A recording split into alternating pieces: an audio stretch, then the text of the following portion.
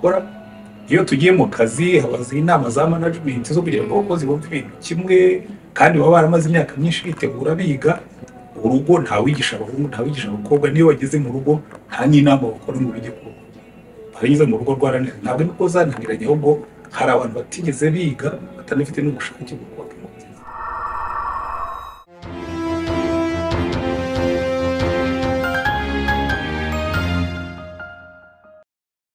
Inshuti bakunzi ba ITV ndabasuhuje kandi mbahaye ikaze mu kiganiro cy'uyu munsi. Ntabwo ndi jyenyine, ndi kumwe na yuzuyemo kuri kamera, ariko nanone twagira ubuntu, twagira amahirwe yo kuba turi kumwe n'umutumirwa. Ni umuntu benshi bakunda, ni umubyeyi, ni umupasitori, ni umukozi w'Imana ugira amagambo meza, inama nziza kandi zubaka.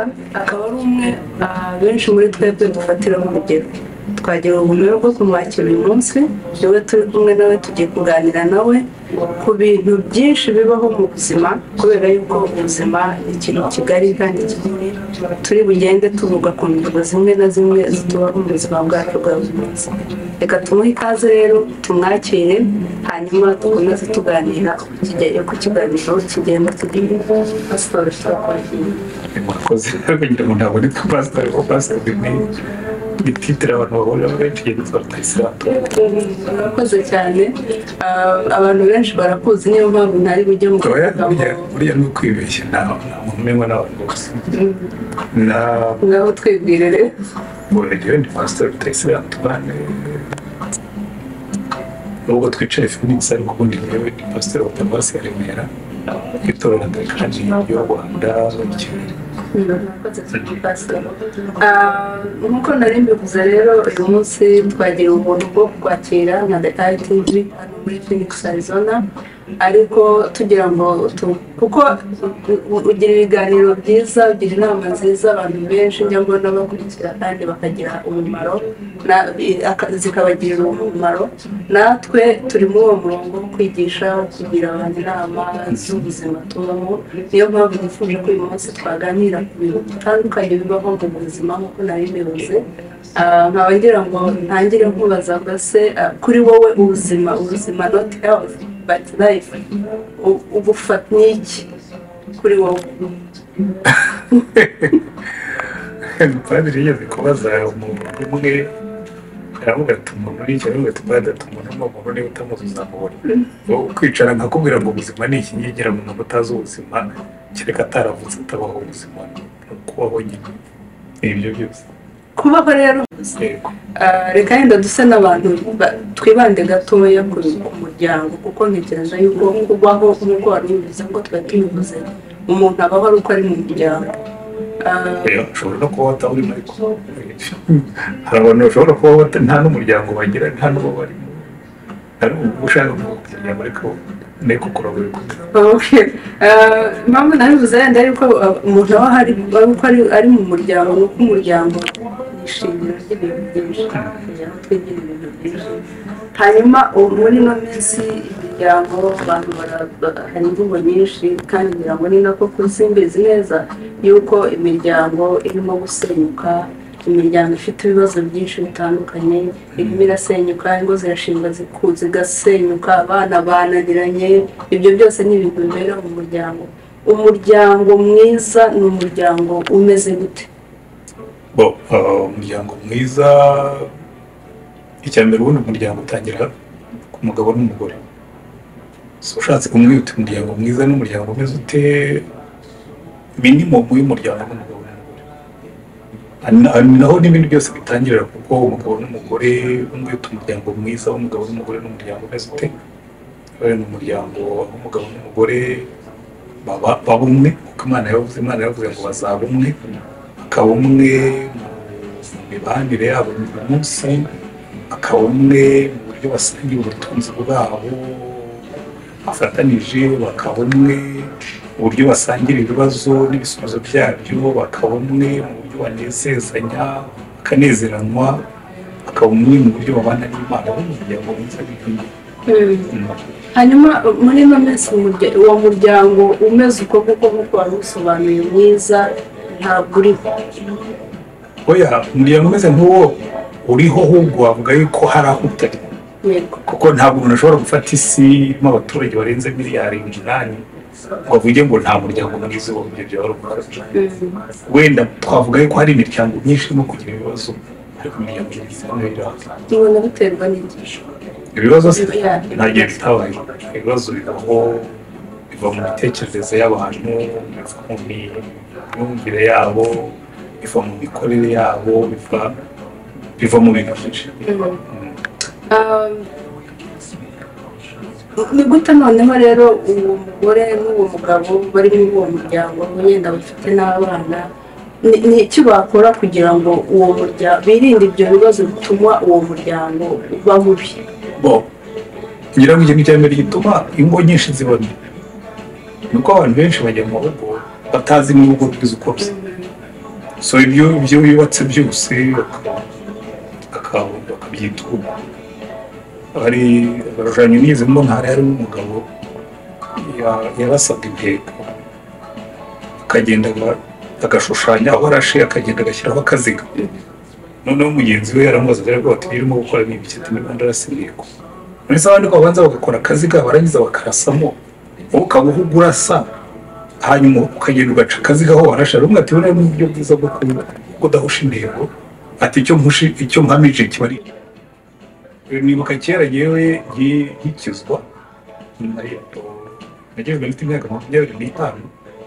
Ni imyaka umuntu afite ibibazo byo gushaka uwo bazabana, abo bakundana, ahora mbwira Imana ushakira umukobwa mwiza, umukobwa utazanteza ibibazo, umukobwa utazambora. Rero by'Imana ndimo gusenga amacarenge ikintu cy'ibinyuza, hamwe nawe ubundi kurimo kumusaba umugore mwiza, ubundi wowe urimo n'umuhungu wabo umugabo mwiza. Ntangira gutekereza icyo bivuga kuba umugabo mwiza no gutangira gutekereza icyo nakora ngo nzabe umugabo mwiza. Ibyo rero ntabwo abantu benshi bagira babyibaza, kuko abagore benshi bazi ko ari abagore beza nubwo baba ari abagore babi. Noneho byagera ku bagabo twe tuzi ko umugabo uko yaba ameze kose ari umugabo mwiza, ariko ntabwo ari byo.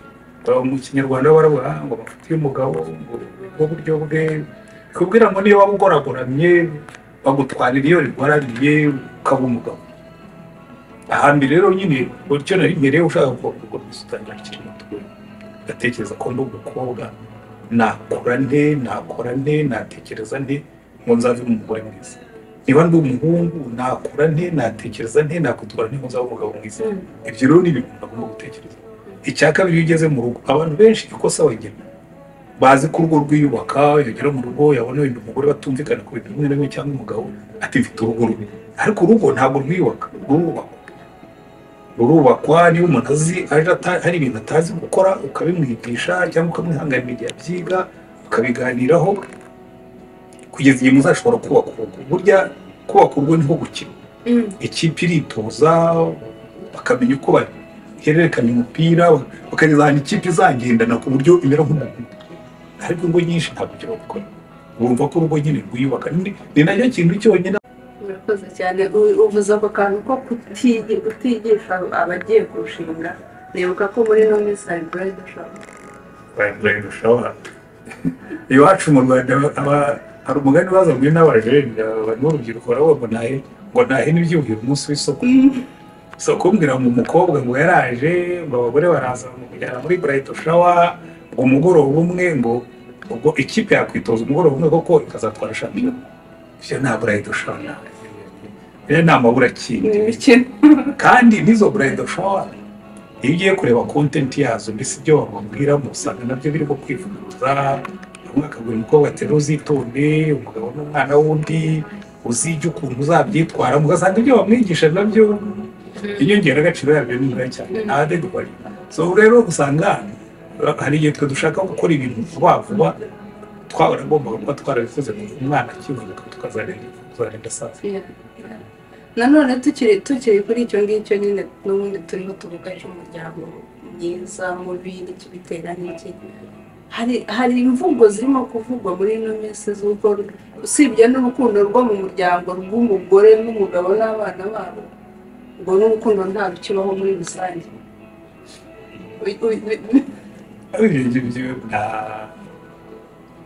Reka twemeranye ko ntabyemera, kuko ngenzi ko urukundo rubaho, nubwo wenda abantu bamwe na bamwe kuba warababariye mu rugo uvuga ko urukundo bitaba ni nk'umuntu wakubwira ngo kubera ko nishwe n'inzara ibiryo ntibibona so hari abantu ahubwo ngira ngo icyo twari dukwiye gusubira inyuma tugatekereza urukundo rubaho ahubwo urukundo narwo hari umuririmbyi wajyaga uririmba indirimbo yavuga ngo nta rukundo rutoha rutuhiwe so n'urukundo narwo rugira definisiyo urukundo rutangira ari ibintu byo kurebana akana ko mu jisho nk'uko undi muririmbyi yabivuze bikazageza ahantu nk'uko umufaransa umwe yabivuze bigahinduka kureba mu cyerekezo kimwe so urukundo ntabwo ari ikintu umuntu avuga ngo urukundo ni bya bindi bigurumana kuko hanjye maze imyaka 32 mu rugo ariko urukundo ni ikintu genda gihindura isura utangira n'umukobwa wenda mukundanishijwe n'uko umukunda nawe akagukunda ukumva bigurumana kazagera mugatangira gukundanira intego mufite mwafatanije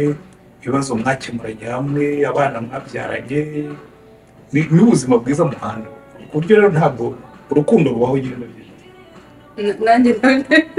nanjye ndabyemera aho icyo ngicyo wari ugezeho cyo kuvuga ngo mukava ku kurebana akana ko mu jisho n'ibigurumana n'ibiki ariko noneho mugatangira kujya mu cyerekezo kimwe kubera abana mufitanye cyangwa se n'imishinga n'abana kubaka hari undi muntu ushaka kubyumva mu buryo bwo kuvuga ngo none icyo gihe urukundo ruba rushize ahubwo buri wese aba areba inyungu ze iyo mureba hamwe nta n'ubwo ureba inyungu zawe ahubwo urukundo rutangira kuba urukundo iyo utangiye kureba inyungu z'undi bimwe mu bintu ujya nkunda kubwira abantu akenshi iyo uri muri kanseringi y'abagabo n'abagore arakubwira ngo hari akurondora iryo batamukorera ugiye ngo ntangirira gutya ngo ugiye ntangirira gutya ngo ugiye ntangirira gutya kandi nkunze kubwira umuntu wese wundi ko wandondora ibyo atakugirira iyo ubanza ukambwira ibyo umugirira wenda ukavuga uti njye mugirira gutya nkamugirira gutya nkamugirira gutya we ntangirire gutya rero kureba hamwe ntabwo bivuga ko umuntu areba inyungu ze gusa ahubwo bivuga ngo hari inyungu muhuriyeho n'icyo kintu cyo gukundana nacyo kiba muri izo nyungu gusa ukavuga ngo twe hari ibyo tutazakora abanzi ngo umugore wanjye dufitanye isezerano sinzamuca inyuma ntazanca inyuma turareba hamwe ko turagenda kumwe abanzi ngo niba ari amafaranga tuzayafatanya amenye ayo dufite twebwe konti turanazisangiye amenye ayo dufite tunagiye hamwe gahunda icyo tuzayakoresha ku buryo inyungu ze n'izanjye zose zisugira n'iz'abana bacu ndetse n'iz'imiryango yacu ibyo rero ni ibintu ngira ngo ahubwo abantu bagombye kwiga ariko urukundo rwo rubaho nanone tukiri ku muryango uburere n'uburezi bw'abana ndavuga ku muryango ufite abana ibyo bimeze bite umuntu ashobora kurera nanone ndagaruka kuri za mvugo ziriho ariko ngira ngo zinashobora kubona kuri abana muri uburere bwarananiranye ese buriya ni ikibazo cy'abana bananiranye cyangwa ni ababyeyi ubundi umuntu avuga ko ikintu cyananiranye yarakigerageje wowe uzareka umwana ajye hariya kure nk'igiti kitabagarirwa kituhirwa kiticirwa urangiza ubwire ngo abana bananiye umwana araza ajye ku ishuri benshi nibo basigaye babyicira fata umwana mutoya umushyire mu ishuri hanyuma abeterere naza umuhereze televiziyo cyangwa telefone utigenda ureba ibi ngibi namara gukora homework ajye kuri televiziyo cyangwa namara gukora homework ajye muri telefone cyangwa kuri PlayStation hanyuma narangiza nafata ingeso mbi yakuye muri ibyo wamuhaye abana bananiranye warigeze ugerageza nuwuhe mubyeyi washyize imbaraga mu mwana we kuva kivu sivuga ko abana batananiranye bibaho pe kubera imigari bagenda bakajyamo cyangwa n'indi mico y'ikuranira ariko ngira ngo n'ababyeyi bagomba kwemera ko bitatu bya kane nabo ntacyo baba bashyizemo icyo utashyizemo ntuzategereze ko kiziza ariko pastor hari umuntu ushobora kuvuga aho ngaho ati ababyeyi turi mu bihe bitandukanye ho n'ibyo hambere mwebwe mwarereweho akavuga ati kera umwana yajyaga hanze yakoraga imirimo hanze izo televiziyo ntizabagaho n'izo PlayStation ntazabagaho ariko ubu ngubu ni ibihe by'ikoranabuhanga mu nzu basanga harimo ibikoresho by'ikoranabuhanga n'icumi kandi noneho b'abana nabo ntibajya no hanze ahubwo wenda ndimo ndavugira no kuri abo bacu twebwe baba hanze ariko no mu Rwanda ni uko nguko akavuga ati abana nyine baba bari aho nta kindi bafite cyo gukora usibye kujya kuri ibyo baba nta kindi bafite cyo gukora nuko ntacyo twakora abantu bite ko umwana nta kindi afite cyo gukora hari ibitabo byo gusoma, hari amasomo yo gusubiramo, hari no kwicara nawe ukamuha indangagaciro zawe n'ibindi. Rero nibwira yuko ikibazo kirimo ni nka cya kindi cyo kubaka urugo rwiza natangiriyeho no kurera ntawe utwigishije. Kontekste twavukiyemo siyo turimo kurereramo. Bisaba ngo abantu bagire intentionality, bagire gutekereza cyane kugira ngo bazahindure. Natwe tubanze tubyigishwe, turangiza dutoza abantu kuko ubundi ntabwo sinavuga ngo abantu bananiwe kurera kuko ntawe bibigisha. Ikintu kikunanira wakigerageje nabyo ntawe bitwigishije, nta n'uwo bigerageza. So bivuga ngo hari urugendo rurerure tugomba kujyamo rwo gutegura abantu, cyane kubanza bakaba abagabo n'abagore beza, ariko nuko ababyeyi beza. Urumva rero ni ubukene mu parenting n'indi watwigisha.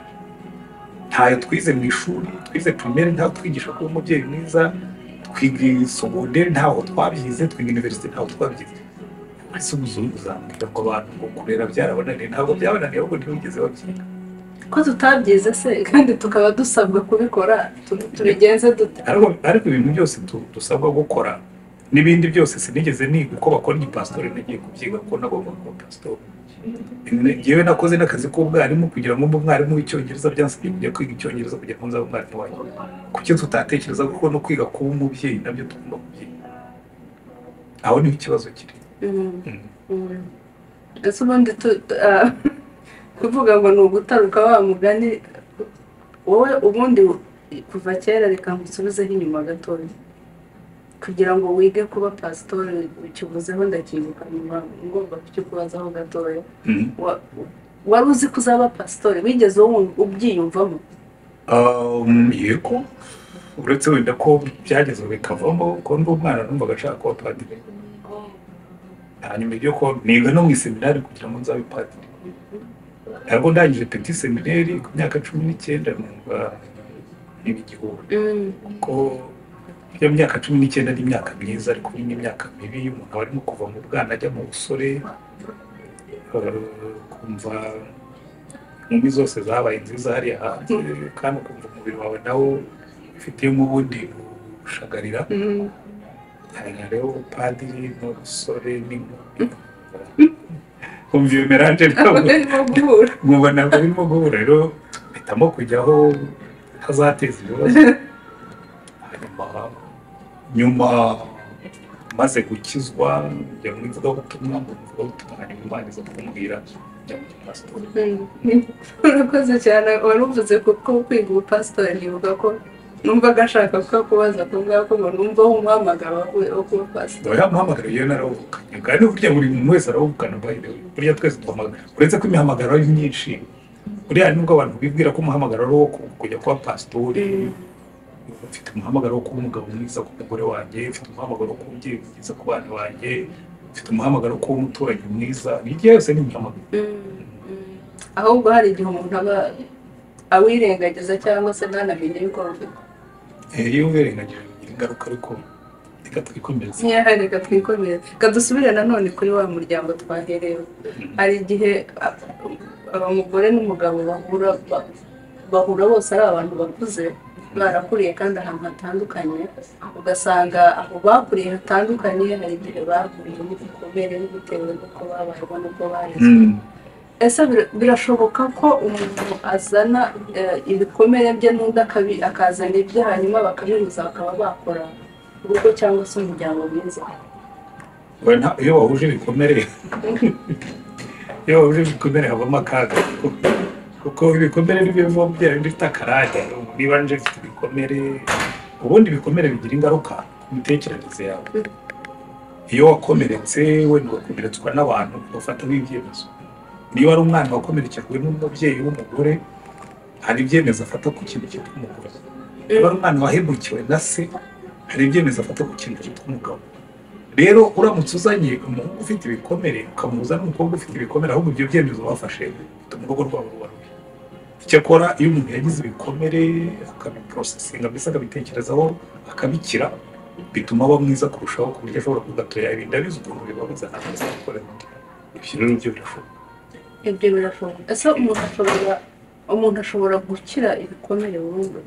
cyane uretse ko ibikomere iyo bikize hasigara inkovu ariko ibikomere birakira ibikomere birakira iyo bitekerejeho ukamenya ibikomere ufite ukamenya icyabiteye ukamenya n'ibyemezo wafashe ubitewe n'ibyo bikomere ugakosora ibyo ubona bishobora kukwangiriza icyo gihe birakora ntabwo ibyo birakora noneho tugarutse yenda ku ruhande rwa buri pasitoro ku ruhande rw'umukristo umuntu ibikomere umuntu yabikira ute nk'umukristo mu rugendo rurerure ariko burya kugira ngo ukire ibikomere iki cya mbere ugomba kubanza kwemera ko bifite kuko ikibazo tujya tugira kenshi ku bikomere abantu benshi hari ubwo batazi ko bifite ariko hari n'igihe bazi ko bifite ariko akaba adashaka kubigaragaza ariko iteka ryose kugira ngo uzakire ibikomere no kubanza ukemera ko bifite kandi kugira ngo ubikire iyo umaze kwemera ko bifite ni uko usubira inyuma ukareba ninde wagumerekeje cyangwa n'iki cyagumerekeje. Icya gatatu ni ibihe byemezo nafashe mu myitwarire yanjye bitewe n'ibyo bikomere. Icya kane ubundi buriya kugira ngo umuntu akire ibikomere agomba kugira aho yomorera. Niyo mpamvu ugiye buriya mu Kristo ho biroroha cyane kuko iyo wegereye Yesu ibikomere byawe ukabimwereka ukamusaba ko abikomora birakira. Ariko igituma ibikomere bikira burundu ni uko ukosora bya byemezo wafashe. Ibirimo ibyaha byose tuvuge ngo abantu bashobora kumwimukira wereka mbere nafate nk'uburyo bufatika. Jewe nakuze mfite ikintu cy'umujinya n'agahinda kubera ko bishe data muri 1963. Mfata n'ibyemezo bivuga ko abo bishe data n'abagome aribo n'abana babo n'ababuze. Ari abantu bagomba ukajya wumva ufite n'umutima uvuga ko ushobora kuzihorera cyane. Cyane rwose nkanifuza yuko hazaboneka akazi nkibona. Urumva rero iyo ufite bene ikintu ariko maze gukizwa narabanje ndakizwa rwose ibyo ndanabigumana ariko ugiye Imana namurwa ariko biyano tugomba kwitunga. Icyambere ubona byansabaga kwemera yuko ubushinya n'ubwo rwango bifite. Akenshi abantu barwaye ngo yamugiye simbanga ngo ariko oya banzu byemeye ubye ngo aba bantu ndabanga.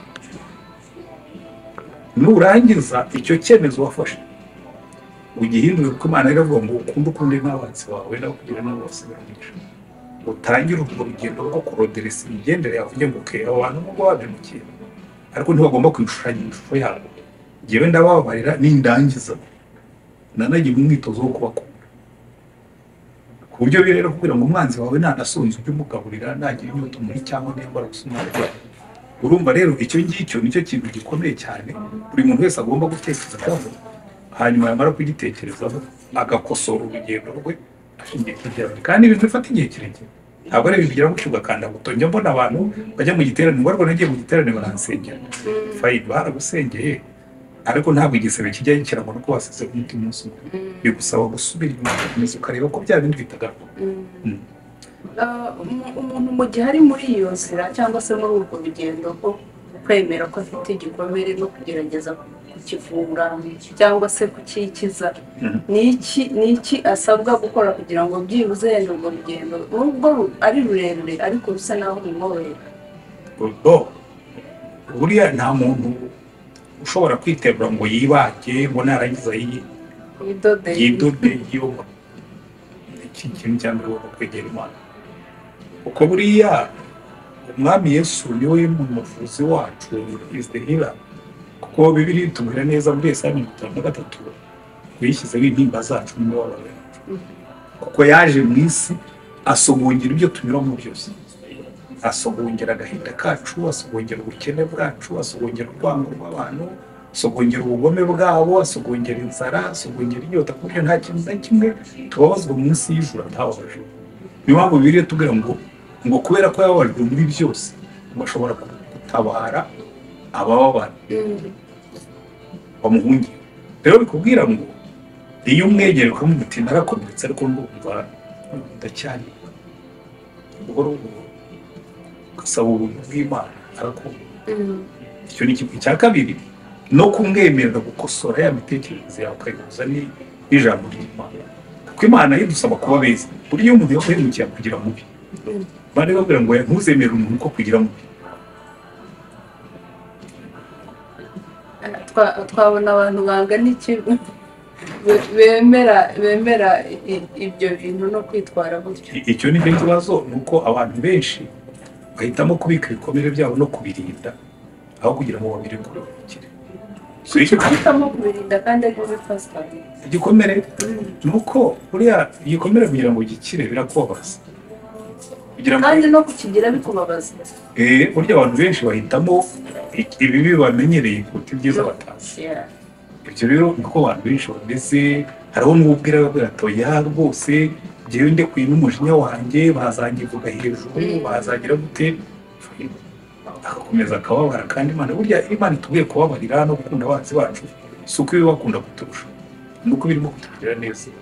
Njya mbibwira abantu mwabara njyewe umujinya nabanye nawo, urwango nabanye narwo, n'agahinda nabanye nako, iyo Imana ikubwiye ngo birekure. Hari umwami umwe nigeze gusoma ngo yagendaga mu nzira, umwe mu baturage bavuye kurubera abo bahumuriza, ari ku muhanda ufite ibintu yakuye mu kimati, ibice by'imigati, ibice by'ibirayi, nabyo twavuye guteka burya. Kubera umugaragu waramweze ngo genda umbwire uriya mugabo aguhe biriya bintu, genda umwambure biriya. Agenda aramubwira ati turiya mugabo arambwira ngo twararambwiye ngo ibyo undi rwarara ko maze abakire ngo ibintu nabirayeho byanduhije kubibona none mbere kuri ngo basubira. Aramubwira ati abinyemera ngo bamuha amafaranga, aramubwira ati genda ubikore. Agenda aramubwira ati arambwira ati umukire wagura ibintu nk'ibi bamukoreye, ati gufasha aya mafaranga kugira ngo ubone ko ntakubeshye. Undi arayafata areba amafaranga, areba bya bintu bye, agenda ikigongogongo arahindukira ariruka, atwara amafaranga, atwara n'ibyo ngibyo. Rero burya n'abakristo benshi bameze nk'uwo mutini. Yesu yaraducunguye aduha agakiza, ariko turangire n'ibikomere byacu n'intimba zacu n'imibabaro yacu n'ubutindi bwacu turakomeza turabicika mu matera turabyirukana. Biriya ni ibintu ubundi Imana ikubwiye ngo mu mujinya wawe, mu rwango rwawe, mu bikomere byawe ishaka kugira ngo ugirire neza ikuruhure. Ariko abantu benshi ntabwo babikunda, ntabwo babyemera. Nanjye nibaza impamvu batabibona, ariko kubera ko batarigeze babona ko bishoboka ngo bumve n'umunezero uvamo. Ibi babwiye ntibabyemera, ariko babyemeye bararuhutse. Nk'uko n'ubundi niba ubwiye umunyabyaha uti mu byaha byawe ujye mu gakiza, aratangira ati biriya ni ibintu by'amadini, ni ibintu waba bahimbahimba, ati abapasitori badutware baturya amafaranga yacu bagire bate, akigumira mu byaha bye. Ariko abemeye ni nabyo birivuga ngo bamwizeye bakakira bakemera izina rye, ntibabishobora no kuba abana b'Imana. Mu yandi magambo yabahaye umunezero ubuzima bwiza n'ibindi nuko bikora. Nihe nama wagira abantu bari muri urwo rugendo rwo gutangira gukira ibikomere byabo? Avuze aririnze ibi ngibyo.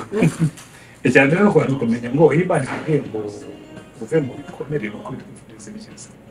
Icya kabiri ni uko ntabwo ari urugendo rworoshye, nubona birimo kukugora ntuzibwire ngo mukuru umunyantege nke cyangwa gushira ishyano, n'ibintu bisanzwe.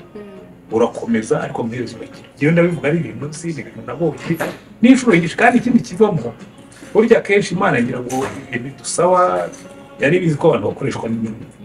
Mu Gifaransa baravuga ngo sans intérêt ni pas d'action. Iyo nta nyungu umuntu abona ngo ntabwo ajya mu bintu. Buriya ibintu by'Imana byose no gukira ibikomere, iyo umaze nk'ubu ngubu nkabona iyo ikintu cyaza kikandisha umunezero w'ubuzima, kikamenagura, kikanca intege, kikambuza ibyiringiro by'ubuzima, ntabwo cyaba cyakorewe ku isi. Ko nabonye abantu bapfa, napfushije abantu, natakaje ibintu, natakaje imyanya mu kazi n'ibindi. Ariko nyuma yo kubona yuko ibyo niyo bimaze kuba, urongera ukabaho iyo ufite imitekerereze mizima. Rero niba abantu babyumvaga byagera bibonera cyane.